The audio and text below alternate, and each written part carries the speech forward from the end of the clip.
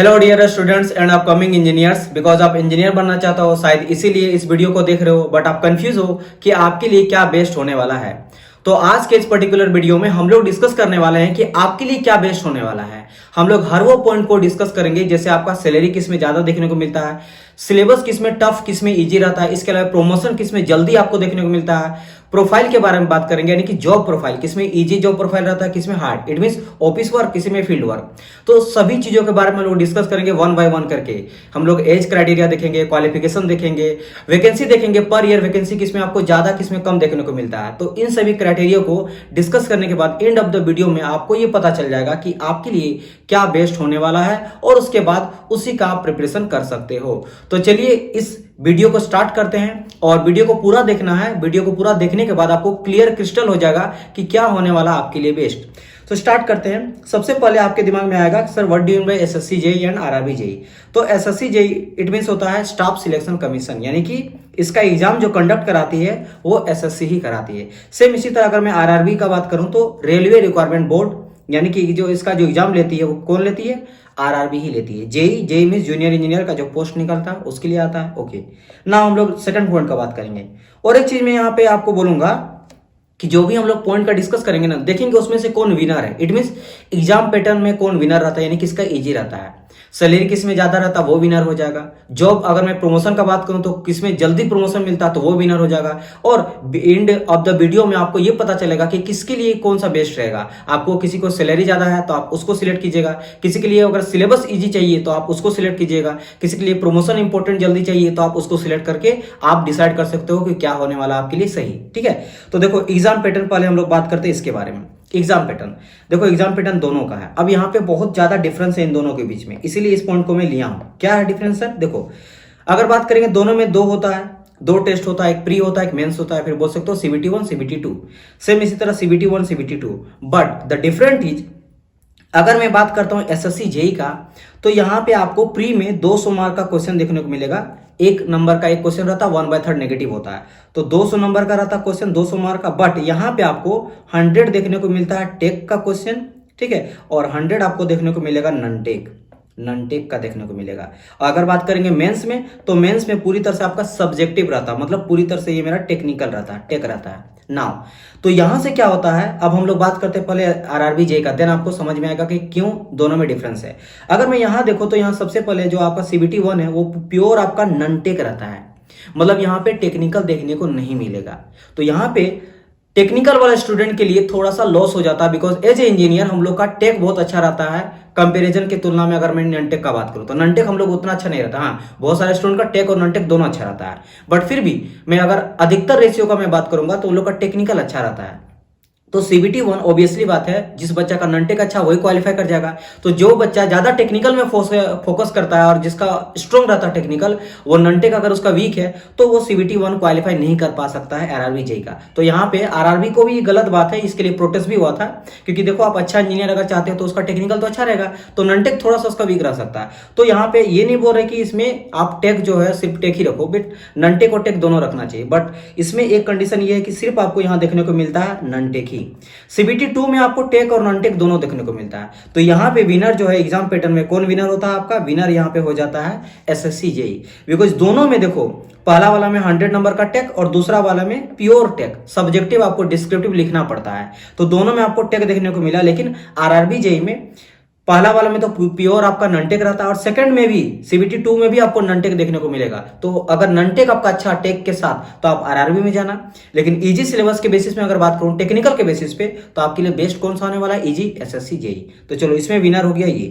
आगे बात करते हैं हम लोग, देन बात करेंगे दोनों में डीवी और मेडिकल होता है। एंड आरआरबी जेईई में देखो और थोड़ा टफ है। टफ क्यों है, बिकॉज इसमें आपको साइको टेस्ट भी होता है कुछ पोस्ट के लिए, जैसे आपका असिस्टेंट स्टेशन मास्टर के लिए होता है, असिस्टेंट लोको पायलट के लिए होता है, और मोटरमैन। इन 3 पोस्ट के लिए आपको loco pilot, generally in 3 post के लिए आपको साइको टेस्ट देना पड़ता है, जो कि आपका सीबीटी 1 सीबीटी 2 के बाद होता है। देन आपका डीवी होगा एंड आपका मेडिकल लास्ट में होने वाला है टेस्ट। ठीक है, तो ये है आपका एग्जाम पैटर्न दोनों का। ना बात करते हैं अगर एज का।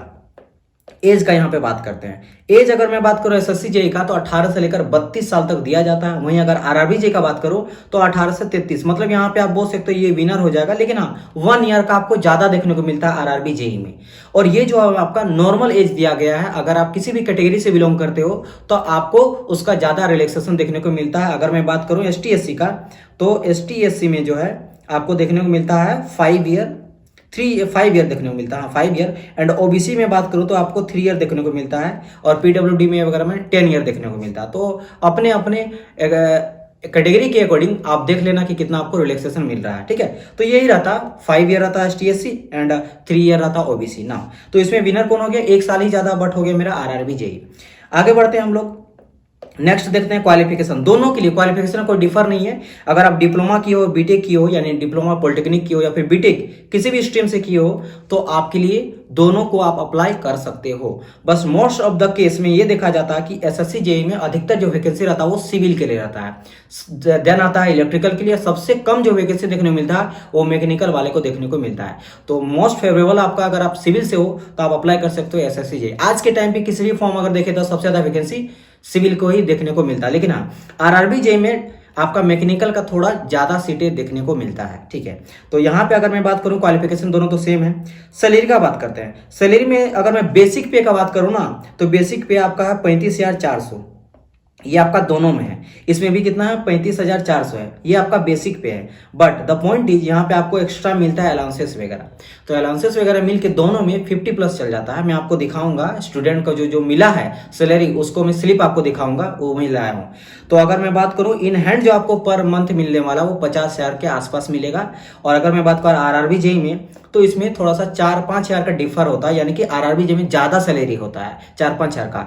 और इसके अलावा इसमें आपका ये 50 जो आपका है ना, ये आपका 60-70 भी जा सकता है। बिकॉज रेलवे में क्या होता है आपको अलाउंसेस ज्यादा देखने को मिलता है। कभी आपको नाइट शिफ्ट करना पड़ा या फिर ज्यादा करना पड़ा तो एचआरए डीए ये सभी चीजें जो है आपको ज्यादा देखने को मिलता है। इसलिए सैलरी के बेसिस में आपका विनर होता है आरआरबी जेई। तो अगर आपको ज्यादा पैसा कमाना है तो आप आरआरबी जेई को जा सकते हो। और ज्यादा पैसा कमाना कोई बुरी बात नहीं है, अगर आप मेहनत करते हो ऑब्वियसली आप हकदार हो ज्यादा पैसा कमाने का, राइट, ठीक है। तो अगर सैलरी के बेसिस में बात करें तो विनर हम लोग का होता कौन, आरआरबी जेई। अगर हम लोग बात करेंगे वैकेंसी का, वेरी वेरी इंपॉर्टेंट, तो वैकेंसी अगर आप देखोगे ना तो पर साल मेरा एसएससी जेई का निकलता है। बट कितना निकलता है, 1000 के आसपास निकलता है, 1200 1300। इससे प्रीवियस में जो निकला था वो 1600 के आसपास निकला था, ठीक है, 1600 प्लस निकला था। लेकिन अगर मैं बात करूं आरआरबी जेई में तो ये टाइम तो लेता है, 3 से 4 साल के बाद आपको वैकेंसी देखने को मिलेगी। लेकिन हाँ एकदम छप्पर फाड़ के वैकेंसी किसी में देखने को मिलेगा। इट मीन्स अगर मैं बात करूं 2019 में जो वैकेंसी निकला था आरआरबी जेई का, उसमें 13,000 प्लस वैकेंसी था, 13,400 के आसपास कुछ वैकेंसी था। तो समझ रहे हो ना, ये पूरा का पूरा कसर निकाल देता 3-4 साल का। इसमें देखो पर ईयर अगर 1 ईयर के भी हम जोड़ेंगे तो 4 साल में 4,000 सीट निकलना चाहिए, लेकिन निकलता कितना, 15,000 के आसपास। तो अगर सीट के बेसिस में मैं बात करूं ना तो 100% यहाँ पे विनर होता है RRB JE. But the point is कि इसमें थोड़ा टाइम लेता है, 3 या 4 साल के बाद आपको वैकेंसी देखने को मिलेगा। बट आप तैयारी कर सकते हो, अगर आप डिप्लोमा या फिर बीटेक में हो तो 1 साल पहले से आप प्रिपरेशन करना स्टार्ट कर दो। जैसे आप क्वालिफाई करते हो उसके बाद आप अप्लाई कर सकते हो एंड 1 ईयर के अकॉर्डिंग आपको देखने को मिलेगा आरआरबी जेई का वैकेंसी। तो वैकेंसी के बेसिस में मैं तो मानूंगा आरआरबी जेई बेस्ट है। लेकिन हाँ पर ईयर के बेसिस में आपको अगर अप्लाई करना है तो आप जा सकते हो एसएससी जेई को। अगर आप सिविल वगैरह हो तो आप एसएससी जेई सिलेक्ट कर सकते हो, बिकॉज सिविल का बहुत ज्यादा वैकेंसी देखने को मिलता है। मैकेनिकल के लिए टफ होता है, बिकॉज मैकेनिकल का कभी 6 कभी 3 इतना भी बुरा कंडीशन आ जाता है। और ज्यादा मैक्सिमम देखा जाता है 30-40, इससे मैक्सिमम कभी नहीं जाता है। तो इस बेसिस पे आप अपने अकॉर्डिंग देख लेना कि क्या आपका क्राइटेरिया है, एग्जाम पैटर्न है और आपका या फिर वैकेंसी वगैरह है। अभी तो ये एक पॉइंट हो गया यहाँ पे डिस्कस किया, अभी और हम लोग डिस्कस करने वाले हैं ना। अब हम लोग बात करते हैं और कुछ चीजों के बारे में जिसको पता होना चाहिए, जैसे ऑर्गेनाइजेशन, किस जगह पे किस ऑर्गेनाइजेशन में आपको मिलने वाला है जेई का पोस्ट, उसके बारे में डिस्कस करते हैं। अगर मैं बात करूं एसएससी जेई का तो एसएससी जेई में सिविल के लिए पोस्ट होता है, मैकेनिकल के लिए रहता है और इलेक्ट्रिकल के लिए रहता है मैक्सिमम। कहां पे, तो आपको देखने को मिलेगा CWPRS यानी कि central water power research centre में आपको देखने को मिलेगा। इसके अलावा DQ यानी कि डायरेक्टरेट ऑफ क्वालिटी इंश्योरेंस भी देखने को मिलेगा, ठीक है। इसके अलावा NTRO यानी नेशनल टेक्निकल रिसर्च ऑर्गेनाइजेशन में देखने को मिलेगा, सेंट्रल वाटर कमीशन में, MES में, CPW में, फराका बैरेज में और BRO में यानी कि बॉर्डर रोड ऑर्गेनाइजेशन में। ये सभी ऑर्गेनाइजेशन है जहां पे आपको मिल सकता है अपना पोस्ट, जेई का पोस्ट, और आपको वहां पे एज ए जेई आपको वहां पे काम करना पड़ेगा। और ये सभी का सभी जो आपका ग्रुप बी का पोस्ट होता है, ध्यान रखना एसएससी जे का ग्रुप बी का पोस्ट होता है। लेकिन मैं अगर बात करूं आरआरबी जे का, तो ये आपका ग्रुप सी का पोस्ट होता है। यही दोनों में डिफरेंस होता है। बट सैलरी के बेसिस में अगर बात करूं तो आपको ग्रुप सी यानी कि आरआरबी जे में ही ज्यादा मिलता है, बिकॉज वो थोड़ा टफर वर्क होता है। टफ वर्क क्योंकि आपको रिस्क वाला वर्क होता है ना। आप कभी भी, ये आपका ऑफिस वर्क होता है तो आप छुट्टी ले सकते हो एसएससी जे में, लेकिन आरआरबी जे में आप चाह के छुट्टी नहीं ले सकते हो जब तक वो अलर्ट ना करे। बिकॉज अगर आप किसी भी, जैसे स्टेशन मास्टर हो तो आप स्टेशन छोड़ के तो नहीं जा सकते हो ना। तो दैट इज वाई थोड़ा ये ज्यादा रिस्पॉन्सिबल होता है, जिस बेसिस पे आपको ज्यादा अलाउंसेस वगैरह भी मिलता है, पैसे भी आपको सैलरी ज्यादा मिलता है, इजंट इट। अगर मैं बात करूँ इसमें कौन कौन सा पोस्ट रहता है, एज ए जेई का रहता है, जूनियर इंजीनियर का, एक जूनियर इंजीनियर आईटी में रहता है, ठीक है, इंफॉर्मेशन टेक्नोलॉजी में रहता है, एक आपका रहता है डीएमएस यानी कि डिपोर्ट मटेरियल सुपरिटेंडेंट, और एक रहता है सीएमए यानी केमिकल एंड मेट्रोलॉजिकल आपका असिस्टेंट। तो ये कुछ पोस्ट हो गया जो देखने को मिलता है इसमें। नाउ ऑर्गेनाइजेशन हो गया। अब बात करते हैं प्रमोशन किस में आपको ज्यादा देखने को मिलता है। तो ऑब्वियसली यहाँ पे प्रमोशन में विनर कौन होता है आपका, आरआरबी जे। अच्छा, अगर मैं पोस्ट ऑर्गेनाइजेशन का बात करूं तो ज्यादा ऑर्गेनाइजेशन आपको कहां देखने को मिलता है, यानी ज्यादा पोस्ट कहां देखने को मिलता है, एसएससी जेई में। एसएससी जेई में ज्यादा पोस्ट देखने को मिलता है। अच्छा, और एक मैं अंतर बता दे रहा हूं इन दोनों में। अगर एसएससी जेई का बात करें तो ये आपका ऑफिस वर्क होता है। क्या है ऑफिस? ऑफिस वर्क मीन्स क्या होता है, अधिकतर आप जिस जगह पे चल जाओगे ना, आपको ऑफिस में ही रह के काम करना है। मैं आपको और भी बताऊंगा, कंपेरिजन दिखाऊंगा। लेकिन अगर मैं बात करूंगा आरआरबी जेई का, तो ये आपका कैसा होता है, ये थोड़ा फील्ड वर्क होता है, फील्ड वर्क होता है। लेकिन हाँ, अंतर और डिफरेंस है। जैसे एक आपका यहाँ पे क्या प्रॉब्लम हो जाता है, अगर आप बीआरओ में जाते हो, बीआरओ ये लास्ट वाला जो है बीआरओ यानी बॉर्डर रोड ऑर्गेनाइजेशन, यहाँ अगर चल जाओगे तो दिक्कत कनेक्टिविटी का बहुत ज्यादा होता है। मतलब नेटवर्क इसे आपको देखने को मिलेगा, थोड़ा लोकल रीजन में आपको दे देता है आपका पोस्ट, तो थोड़ा दिक्कत हो सकता है। बट यहाँ पे अगर आरआरबी जे का बात करेंगे तो आरआरबी जे में आपको कहीं भी देगा, वो सेंट्रल रीजन में ही आपको देगा, जहां भी आपका जितने भी आपका जोनल है रेलवे का, वहीं आपको मिलने वाला है, इजंट इट। ओके, तो बात करते हैं आगे हम लोग। जैसे ऑर्गेनाइजेशन के बाद देखने वाले थे हम लोग प्रमोशन। तो प्रमोशन का अगर बात करेंगे एसएससी जेई का, तो बहुत ही ज्यादा टाइम लेता है, 8 से लेकर 10 साल, कभी ये 10 से लेकर 12 साल का भी टाइम ले लेता है। तो आप अगर प्रमोशन होगा तो आप बनते हैं SSC executive engineer, and then उसके बाद प्रमोशन जो होगा आप बनोगे सीनियर सेक्शन इंजीनियर। अच्छी बात यह है कि बहुत सारे ऐसे बीटेक कैंडिडेट जो है वो आईएएस का क्वालिफाई करके सीनियर सेक्शन इंजीनियर बनता है। तो आप अगर एज ए डिप्लोमा कैंडिडेट भी जाते हो जेई के पोस्ट में, तो आप जो आईएएस के एग्जाम से पोस्ट मिलता है वो आपको मिल सकता है। तो सीनियर सेक्शन इंजीनियर आप बन सकते हो, इजंट इट। अगर बात करेंगे हम लोग आरआरबी जेई का, तो इसमें थोड़ा जल्दी आपको प्रमोशन देखने को मिलता है, 4 से लेकर 5 साल, मैक्सिमम 6 साल तक जाता है, आपको प्रमोशन देखने को मिल जाता है। जैसे आपको पहला प्रमोशन देखने को मिलता है एसएससी यानी सीनियर सेक्शन इंजीनियर, देन आपको मिलता है असिस्टेंट डिविजनल इंजीनियर, फिर मिलता है आपको डिविजनल इंजीनियर, और लास्टली आपको मिलेगा सीनियर डिविजनल इंजीनियर। तो ये आपको पोस्टेड देखने को मिलेगा। तो ऑब्वियसली बात है, जितना ज्यादा प्रमोशन उतना ज्यादा सैलरी भी इंक्रीज होता है। तो सैलरी के टर्म पे, और आपको अगर मैं बात करूं प्रमोशन के बेसिस में, तो यहाँ पे विनर आरआरबी ही होता है जेई। और हम लोग बात करते हैं अब जॉब प्रोफाइल के बीच में। भाई ये सभी तो सर पता चल गया किसका इजी रहता है। मैं अगर मान लो आप जॉब ले ली, तो कहाँ आपको काम करने के लिए ज्यादा फेवरेबल कंडीशन आपको मिलने वाला है, उस बेसिस पे अगर मैं डिस्कस यहाँ पे करूं, तो सबसे पहले बात करते हैं आरआरबी जे का।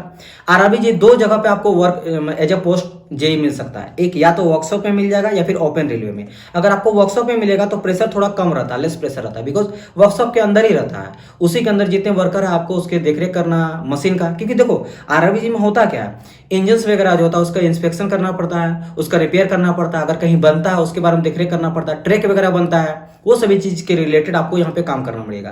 तो अगर वर्कशॉप में आपको मिला है पोस्ट तो आपको कम प्रेशर है, लेकिन अगर आपको ओपन रेलवे मिल गया तो हाई प्रेशर है। ओपन रेलवे नाइट में शिफ्ट रख सकता है, आपको ट्रेवल भी कर सकता है। तो ये सभी चीज मेरा डिपेंड करता है ना। अगर हम लोग बात करेंगे एसएससी जेई, तो मैंने पहले कहा था कि जॉब प्रोफाइल के बेसिस पे आपको एसएससी जेई बेस्ट है। किसको अगर घर मतलब एक तरह से ऑफिस में बैठ के काम करना है तो आप सिलेक्ट कर सकते हो एसएससी जेई। यहाँ कोई विनर नहीं है, किसी को भाई दोनों पसंद है, किसी को भाई घूमना पसंद है, पूरा ऑल इंडिया टूर करना है, तो आप जा सकते हो आरआरबी जेई, यहाँ पे आपको टूर कर सकता है। उसमें भी अगर वर्कशॉप मिल गया तो वहां पे आप रह सकते हो। इसमें भी वो आपको इंडिया टूर कराएगा ऐसा बात नहीं है, क्योंकि यहाँ पे जितने भी आप देखिए ना, पोस्टेस के बारे में बात की, पोस्ट जितना था, जितना ऑर्गेनाइजेशन था, वो इंडिया के किसी भी कोना में रहता है और किसी भी कोना में आपको पोस्ट करा सकता है। और हाँ, और एक चीज मैं बता दे रहा हूँ यहाँ पे, अगर मैं यहाँ पे ऑर्गेनाइजेशन का बताऊँ एसएससी जेई, तो ये पूरा जो है आपको ट्रेवल कराते रहेगा। कभी आपको हिमाचल प्रदेश दे दिया, कभी यूपी दे दिया, कभी दिल्ली दे दिया, कभी मुंबई दे दिया, तो ये आपको चेंज कराता रहेगा। लेकिन अगर मैं आरआरबी जेई का बात करूँ तो एक जगह पे आप अगर जेई बन गए तो आपको पूरा का पूरा लाइफ भर उसी में प्रमोशन करके उसी जोनल रेलवे जोनल में आपको रहना पड़ेगा। समझ लो। लेकिन उसके वहीं जोन की अगर मैं बात करूं तो वहां पे आपको यहाँ जो है फील्ड वर्क देखने को मिलता है ज्यादा इन आरआरबी जेई, और आप किसी भी जगह घुमा रहे हो वहां पे आपको ऑफिस वर्क देखने को मिलता है, घुमाता बट ऑफिस वर्क रहता है। फायदा भी आरआरबी जेई का, जैसे आपको रेलवे वगैरह में आप अपने जो भी फैमिली रहता है उसको फ्री अलाउंसेस रहता है, फ्री ट्रेवल कर सकते हो, ट्रेवल कहीं भी, ठीक है। तो ये हम लोग का जॉब प्रोफाइल के बेसिस में कौन विनर होता है, एसएससी जेई, क्योंकि इसका काम क्या रहता है, प्लानिंग करना, अकाउंट्स देखना, एग्जीक्यूट करना, सुपरविजन करना, एंड आपको असिस्ट करना, सुपीरियर जो आपका रहता है, जो आपके सीनियर रहता है उसको आपको रिपोर्ट करना पड़ता है, एग्जीक्यूट करना पड़ता है, सुपरविजन देखरेख करना पड़ता है, प्लानिंग करना पड़ता है, अकाउंट्स वगैरह देखना पड़ता है, सभी ऑफिस वर्क में ही आता है। चलिए, एंड लास्ट हम लोग का बचा है सैलरी, जो इंपॉर्टेंट है। स्लिप में दिखा दे रहा हूँ, डिस्कस तो हम लोग बात कर ही लिए थे। देखो ये आपका एसएससी जेई है, आपका आरआरबी जेई है। देखो यहाँ पे आरआरबी जेई इन हैंड है सैलरी, और ये एक्चुअल जो मिला गया है उसी का यहाँ पे स्लिप दिखाया गया है। देखो दोनों का मैं बात करता हूँ, यहाँ पे यह नाम वगैरह जो है इरेज कर दिया गया ताकि उसका अपना बना रहे, ठीक है, सिक्योरिटी के रीजन से। देखो यहाँ से अगर मैं यहाँ पे बात करूँ तो टोटल जो उसको मिला है, देखो यहाँ पे लगभग आपका 50,000 के अप्रोक्स है, 50 के 50,000 के आसपास है, ठीक है। और यहाँ पे कुछ अलाउंसेस भी यहाँ पे दिया है, 6,000 के आसपास अलाउंसेस है, तो यहाँ से देखोगे तो 50 प्लस के चल जाता है, इजंट इट। अगर यहाँ पे आप देखोगे तो ग्रोस सैलरी आपका बना 53 के, जिसमें से आपका बहुत सारा चीज एक्स्ट्रा अलाउंसेस है, 4,000 2,000 ये सभी चीज को वो काटती है, और काट के आपको इन हैंड मिल रहा है 46 के आपको मिला। बट यहाँ पे अलाउंसेस बहुत ज़्यादा मिलता है। और चीज़ मैं बता रहा हूँ, ये जरूरी नहीं है कि सैलरी यहीं आपका रहता है, आपको डिपेंड करता है आप किस डिपार्टमेंट पे हो, कितना आपका अलाउंसेस मिल रहा है, एचआरए वगैरह मिल रहा है, डीए कितना मिल रहा है, तो इस बेसिस से वेरी करते रहता है। बट ज़्यादा आपको देखने को मिलता है आरआरबी जेई में। आरआरबी जेई में अगर मैं बात करूँ आपका ट्रेनिंग पीरियड में तो 35 के आसपास मिलता है, 35, और ये 40 के आसपास चल जाता है। और जैसे आप ट्रेनिंग आपका खत्म हो जाता है देन आपको 50 के आसपास मिलेगा। तो यहाँ पे हम लोग का वीडियो होता है खत्म। तो इस बेसिस पे आप क्या समझ में आया कि अगर आपको ज़्यादा सैलरी कमाना है, भाई सिंपल सा लॉजिक है, तो आपको सिलेक्ट करना है आरआरबी जेई। अगर आप देखोगे सिलेबस कौन सा इजी है तो आप जा सकते हो एसएससी जेई। अगर आपका टेक और नॉन टेक दोनों अच्छा है और सैलरी भी अच्छा चाहिए तो आप आरआरबी जेई को जा सकते हो। लेकिन हाँ, अगर आपको पर ईयर फाइट करना है तो एसएससी जेई, और आप थोड़ा टाइम लेके कंज्यूम करना चाहते हो, अच्छा जॉब चाहते हो, तो आप आरआरबी जेई को जा सकते हो। मेरा अकॉर्डिंग अगर मेरा मानिएगा तो मुझे अच्छा लगता है आरआरबी जेई। मानते हैं कि इसमें नॉन टेक और टेक दोनों है, बट एज ए आज के टाइम पे हर बच्चा को अगर कंपटीशन फाइट कर रहा है तो उसका टेक्निकल के साथ साथ नॉन टेक भी अच्छा होना चाहिए, तभी जाके अदर कंपटीशन को भी फाइट कर सकता है। हर जगह पे आपको नॉन टेक देखने को मिलता है। और as a technical student non tech उतना टफ पूछता नहीं है, आपसे कम ही पूछा जाता है, उतना टफ नहीं पूछा जाएगा। बट बाकी चीज़ों के रीजन से काफ़ी आपका अच्छा रहता है RRB JE. SSC JE office work के लिए काफ़ी अच्छा हो सकता है। प्रमोशन के बेसिस पे भी आपको आरआरबी जेई विनर हुआ था। तो यहाँ से आप अपना अंदाजा लगा लेना, और जो आपके लिए बेस्ट रहेगा वहाँ उस चीज़ का आप तैयारी कर सकते हो। और इसका कंप्लीट एक सीरीज आने वाला है आरआरबी जेई और एसएससी जेई का। अभी ये कंपेरिजन मैंने कहा, इसके बाद जो आने वाला है मैं बताऊंगा कि एसएससी जेई का सिलेबस क्या होता है, फिर मैं बताऊंगा आपको आरआरबी जेई का सिलेबस क्या आता है, कटअप कितना जाता है, कौन सा बुक आपको फॉलो करना चाहिए, कहाँ से आपको मटेरियल परचेज करना चाहिए, या फिर आप फ्री में भी प्रोवाइड, अगर फ्री में आप देखना चाहते हो यूट्यूब से तो कौन सा यूट्यूब चैनल को आपको फॉलो करना चाहिए। तो सभी चीज़ों के बारे में 1 बाय 1 करके मैं बताते चलूंगा। ट्रेनिंग पीरियड कैसा होता है, ट्रेनिंग के बाद आपको कितना सैलरी मिलता है, क्या वर्क करना पड़ता है, तो इसका एक अच्छा खासा पूरा का पूरा आपको एक हेल्पफुल गाइड वीडियो मिलने वाला है 1 बाय 1 करके सारी सीरीज। तो आप कंप्लीट सीरीज को देखिएगा, काफी हेल्पफुल आपका होगा। तो चलिए मिलते हैं नेक्स्ट पार्ट में, तब तक के लिए good bye and God bless you all. और अगर अच्छा वीडियो लगा तो प्लीज इसको लाइक कीजिए, शेयर कीजिए ज्यादा से ज्यादा बच्चों तक, ताकि उन लोगों को भी पता चले कि क्या डिफरेंस होता है और उसके लिए क्या बेस्ट होने वाला है। मिलते हैं हम लोग नेक्स्ट पार्ट में। Bye bye guys.